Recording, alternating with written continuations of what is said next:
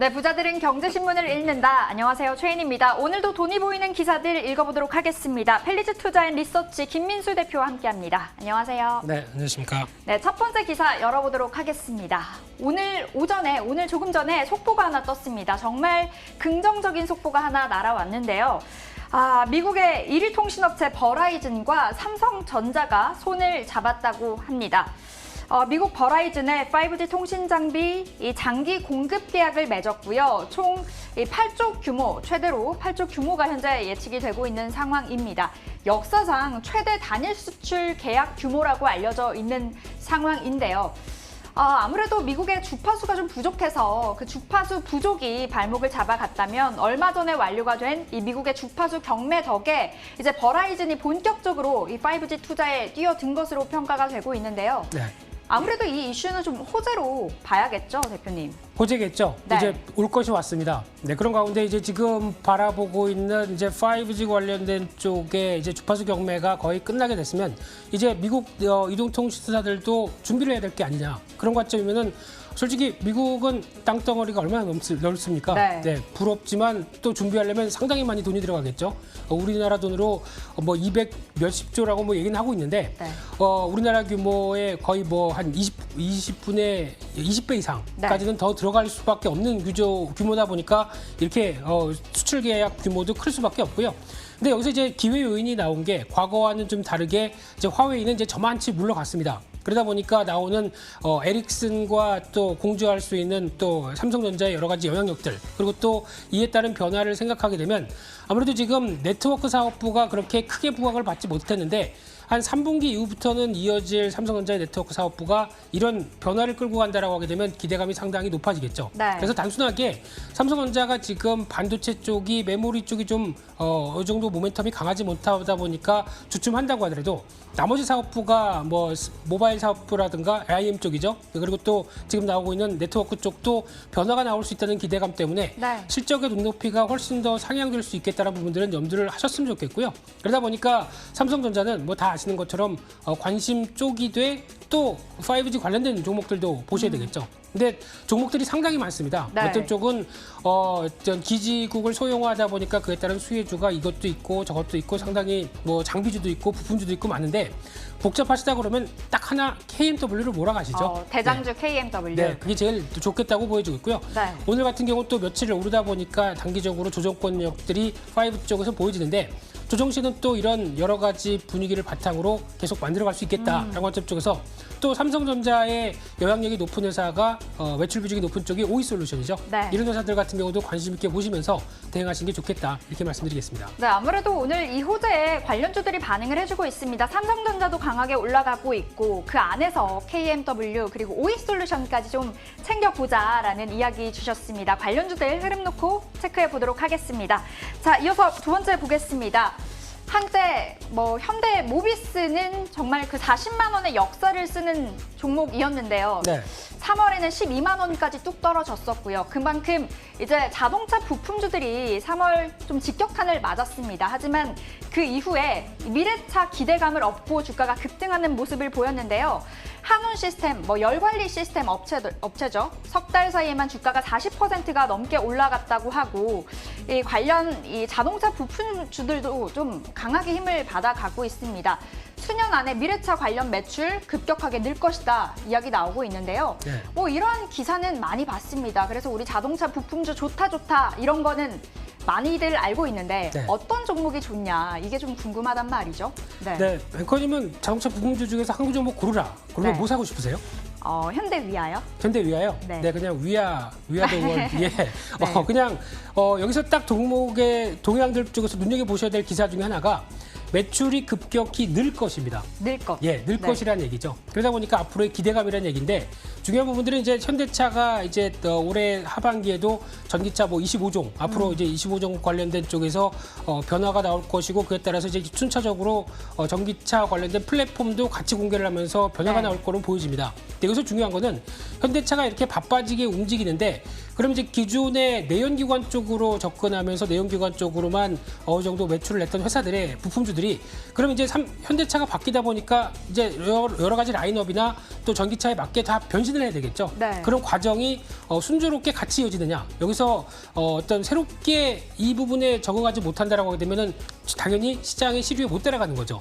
그래서 이런 종목들의 흐름들이 아마 이번 하반기까지 실적 흐름과 투자 동향들 그리고 또 수주까지 이런 쪽을 면밀하게 좀 분석하면서 부품주에 대한 변화가 나올 부분들을 대비하는 게 좋겠다. 특히 지금 나온 한온 시스템 같은 경우만 어떻게 보면 가장 어떤 잘 준비가 된 회사라고 봐야 되겠죠. 네. 공조 시스템이다 보니까 기존 내연기관의 공조와 전기차의 공조는 상당히 다릅니다. 그런 쪽에서 한온 시스템은 일단 시장에서 보는 합격적으로는 가고 있는데 나머지 종목들 얘기 나오는 쪽으로는 아직까지는 기준치에 조금씩 미달하고 있기 때문에 이런 변화가 확인되면 그때부터는 오히려 날개를 달 수 있다는 관점이다 보니까 네. 제가 보기엔 조금 더 공부할 그리고 또 확인할 시간이 필요하다라고 하게 되면 지금 현재까지 확인된 쪽으로 보게 되면 그냥 현대차죠. 네. 그냥 현대차고 최근에 17만 원대도 지지 테스트가 나오고 있죠. 이런 쪽에서 관심 있게 보시면서 어차피 현대차가 움직여야 나머지도 움직입니다. 네. 그러다 보니까 현대차를 가장 먼저 보시되 또 하나 종목으로는 그래도 확인된 종목이라고 하게 되면 S&T 모티브죠. 네, 전기차 구동 모터 쪽의 핵심 부품이다 보니까 네.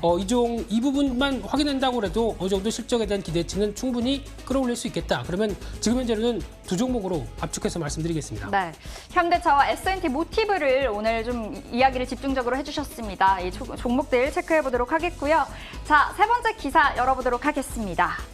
이 두산그룹 정말 이 경영난에 허덕이면서 힘든 길을 걸어갔었는데 자구한 이행에 속도를 내고 있습니다. 이제 관건은 친환경 에너지 기업으로 전환을 선언한 이 두산중공업의 재건일 텐데요. 이 두산중공업이 이제 풍력과 가스터빈에 이어서 수소 연료 전지까지 이제 산하로 편성을 했습니다. 네. 뭐 이런 부분이 신의 한 수라는 평가가 현재 나와주고 있는 상황인데요. 두산퓨얼셀은 또 이제 이 지난 4일에 3,400억 규모의 유상증자 결정을 했다라고 공시를 했고 이에 따라서 대규모 증설 계획을 밝힐 것이란 기대감까지도 가져가고 있는 상황인데 두산그룹주들 대표님 네. 우리 좀 담아볼까요? 어떠세요? 네, 이제 지금 증자를 통해서 증자는 단순하게 악질 수는 있겠지만은 증자의 자금이 어떻게 쓰이느냐라고 네. 했을 때 아마 이 부분만 확인되게 되면은 당연히 기대감이 높다고 봐야 될 것 같고요. 그동안 또 두산그룹 쪽에서 구조조정이 나오면서 이번에 또 매각을 하고 그에 따른 또 자금도 들어오고 이제 교통정리가 어느 정도 눈에 띌 정도로 보여지기 시작합니다. 네. 그러면 두산그룹 자체에 대한 기대감은 한층 올라가는 게 사실이라고 봐야 될 것 같고요. 그런 쪽으로 봤을 때 또 그럼 나머지가 있죠. 두산밥켓과 두산인프라코아. 네. 과연 또 어떻게 될 것인가. 이제 인프라코아도 일단 매물로 내놓은 입장 쪽에서 여기저기 입질은 살짝 들어오긴 하는데 아마 제가 보기에는 이런 변화라고 나오게 되면은 또 글로벌 어떤 SOC 투자도 지금 부분으로 보게 되면 더 확대될 가능성이 더 높겠죠. 그렇게 되면은 두산 인프라코어 같은 경우도 제가 보기엔 다음 타자가 아닐까. 네. 그런 쪽에서 관심 있게 보셨으면 좋겠고요. 그런 쪽에서 두산그룹주는 이제 어느 정도 반열 회생 쪽의 가능성이 한층 더 가까워졌다는 관점 쪽에서 다시 재조명이 필요한데, 근데 여기서 좀 중요한 부분들은 과거의 대기업 관련된 쪽의 지주사들. 근데 특히 이번에 어떤 친환경 쪽과 코드가 맞아지면서 변하고 있는 지주사들이 상당히 눈에 띕니다. 네. 대표적으로 LS고요. 그다음에 효성도 그렇고요. 그리고 또 한화. 모두 다 지금 과거 지주사라는 이름으로 어떻게 보면 할인 요인이 상당히 컸었죠. 네. 자회사가 실적이 안 좋은데 지주사가 어떻게 가? 뭐 이런 쪽으로 해서 상대적으로 뭐 PBR 지금 이렇게 상대적으로 좀 올랐어도 0.5배 기업들 허다합니다. 이런 쪽은 오히려 자회사들이 사업 구조 잘 맞춰가게 되면 오히려 이제 할인 요인이 제거돼야 되겠죠. 그런 관점 쪽에서 두산뿐만 아니라 나머지 지주사 관련된 종목들에 대한 동향들도 계속 체크를 하시되 저는 LS를 가장 좋게 봅니다. 이상입니다. 네, LS 강조를 해주셨습니다. 그리고 지주사 관련된 종목들, 두산뿐만 아니라 뭐 효성, 한화 같은 종목들도 체크해 보도록 하겠습니다. 자, 오늘 기사 3가지 챙겨봤습니다. 수상한 종목을 함께 하시죠.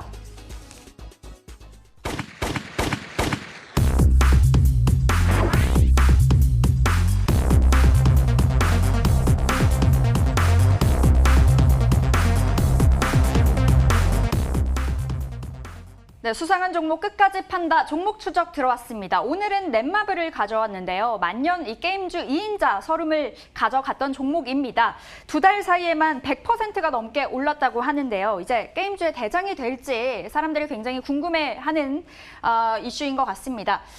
그렇게 급등을 한 그 뒤에는 연기금의 집중 매수가 있었습니다. 이 2달 동안 연기금 개인과 함께 집중 매수를 하면서 주가를 강하게 끌어올렸는데요. 그 원인으로는 이제 IPO 광풍이라는 거죠. 넷마블의 지분율을 들여다본다면 코웨이, 빅히트 엔터테인먼트가 각각 25%씩 가져가고 있고요.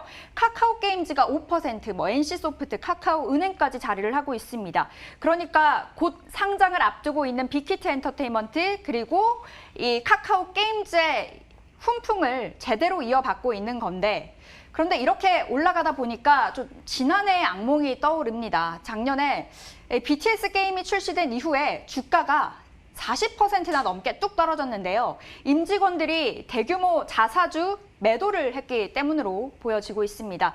한 달 동안, 아니죠, 1년 동안 정말 기나긴 이 횡보를 이어갔었는데요. 이번에도 이 자사주 매각 그 냄새가 좀 솔솔 풍기고 있습니다.